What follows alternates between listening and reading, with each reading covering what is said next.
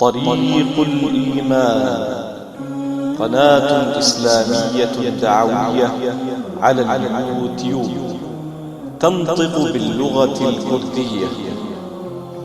طريق الإيمان تعنى بالدعوة إلى الله ودلالة الناس على الخير.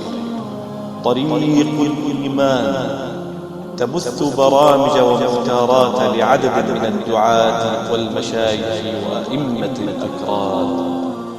الفقه والحديث الشريف، قصص الأنبياء، قصص الصحابة، العقيدة الإسلامية على منهج السلف، تفسير القرآن الكريم وأسباب النزول، سيرة المصطفى صلى الله عليه وسلم. طريق الإيمان، تابعونا على اليوتيوب وصفحات التواصل الاجتماعي. طريق الإيمان.